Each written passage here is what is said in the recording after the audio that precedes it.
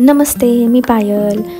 मी तुम्हाला माझं daily routine दाखवणार आहे एक छोट्याशा एका व्हिडिओमध्ये.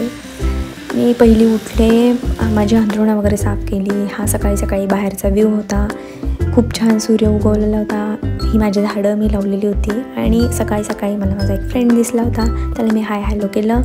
त्यानंतर मी ब्रश करून पहिली अंघोळीला गेले. फ्रेश वाटलं मला अंघोळ केल्यानंतर. आणि मॉइश्चरायझरशिवाय दिवस म्हणजे एका सुकलेल्या जमिनीवरती हात फिरवल्यासारखं दिवसभर वाटतं.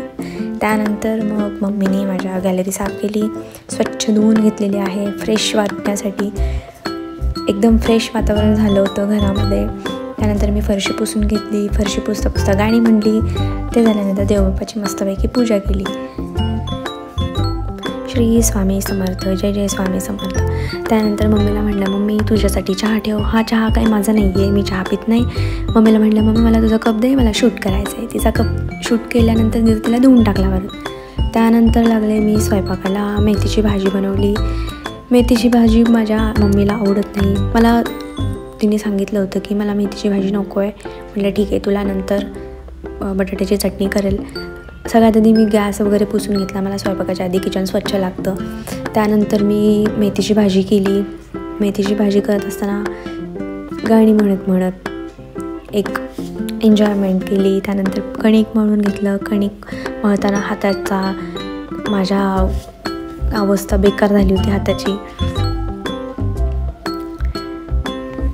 ते म्हणतात ना, स्वप्न मोठी ठेवा आणि मेहनत त्याहूनही मोठी करा. हार मांडली तरच हारता. यश मात्र हळूहळू मिळतं, पण मिळतं ते कायमच राहतं. शेवटपर्यंत ते राहतं. हे थोडे माझे विचार होते. त्यानंतर मी आता पोळ्या लाटून घेतलेल्या. पहिल्या केल्या 4 गाईसाठी केल्या. त्यानंतर घरातल्यांसाठी केल्या. त्या माझ्या अशा फुगत होत्या. हां, मला जमतात पोळ्या, स्वयंपाक मला जमतो. मी करते. मी खूप लहानपणापासून सगळं करते, त्यामुळे मला जमतं. त्यानंतर भांडी घासली. भांड्यांचा राडा एवढा होता, जसं काय आमच्या घरी सगळं गाव जेवून गेलं होतं. एवढी भांडी घासून हाताचा माझा भुगा पडला होता. नंतर माझी आईसाहेब आली होती माझ्याशी गप्पा मारण्यासाठी. तिच्याशी गप्पा झाल्या. परत मी माझ्या कामाला लागले. पटापटा भांडी घासून घेतली. खूप भांडी होती, संपत नव्हती भांडी.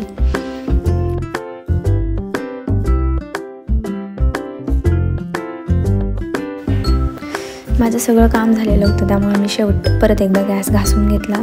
मला स्वयंपाकाच्या आधी पुसून हवा असतो. त्यानंतर स्वयंपाक सगळा झाल्यानंतर, भांडी वगैरे झाल्यानंतर मी किचन सगळं घासून घेत असते. तसं मी आता तेच करत होते. सगळं किचन साफ केलं, स्वच्छ केलं, गॅस घासला.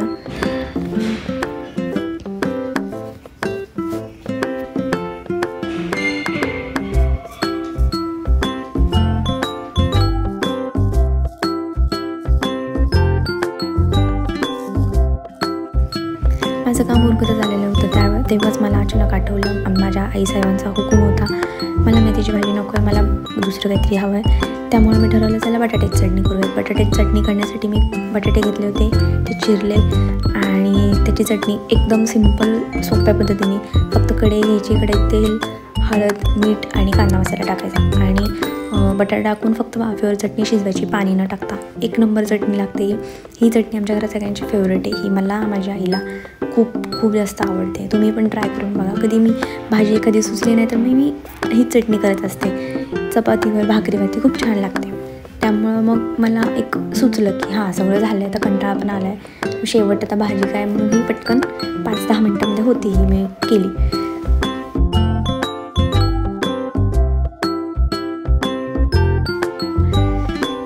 तुम्ही बघू शकता आता ही भाजी झालेली आहे. खूप सुंदर लागते खाण्यासाठी.